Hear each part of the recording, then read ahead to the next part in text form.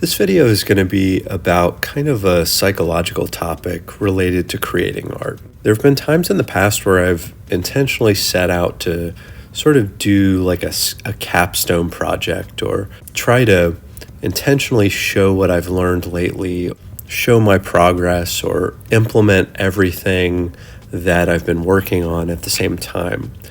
I've tried to do that sort of capstone project a few times, and every time I intentionally set out to do it, I always feel like I end up kind of disappointed by the results. If this just comes down to me psyching myself out or getting into my own head, or I don't know.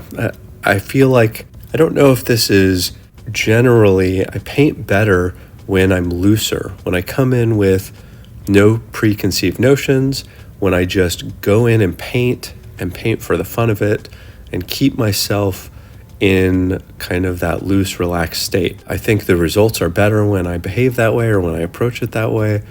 And those sort of capstone projects really emphasize that that's true. In the painting that I have on screen, this is a very interesting one because it actually does display everything that I have been working on lately, and I think it does so in a really pretty decent manner. But I wasn't setting out to do that sort of capstone project that I mentioned.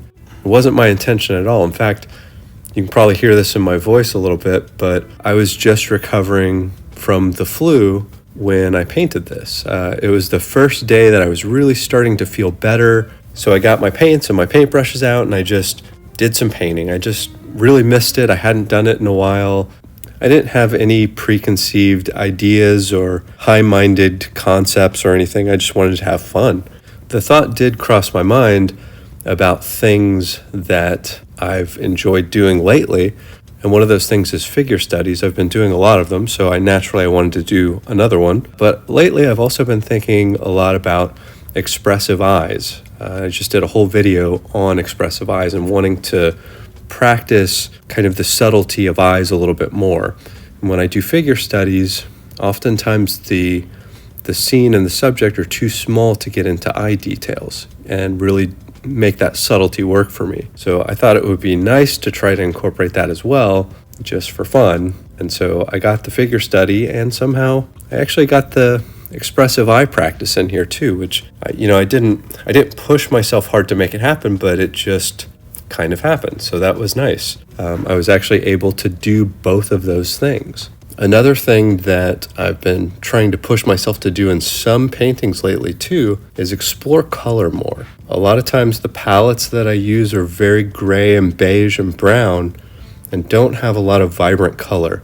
And I've been trying to change that over the last probably 2 months by exploring brighter and more vivid colors, more reds, more yellows, different types of blues mixing in with some purples and like sort of combining and getting some greens and purples and other kind of vivid colors as highlights, and just adding some kind of impressionist flair wherever I can here and there. So in this one, that's exactly what I tried to do here as well. I wanted to throw in some color. Again, this was a very loose, relaxed approach, throwing in this color. I didn't force myself to try to implement specific things. They just kind of happened. There was a flow to it. So those were 3 really big aspects that I've been practicing over, 2-3 months, trying to improve: the vivid and interesting color, expressive eyes, figure studies. And amazingly, I think I was able to implement all of them into this portrait, which came as a huge shock to me, that not trying to force myself to do an all-in-one capstone, somehow it just happened. So you never know when these things happen, but I think it's a lesson for me that the psychological approach or the mental approach to painting, keeping it relaxed and keeping it loose and not putting any kind of self-imposed pressure into the piece, I think is beneficial for me as an artist, at least, to take that approach. So I thought this might be kind of interesting to present to others as well. So I hope someone may have found this interesting. I appreciate you watching, and we'll see you for the next one.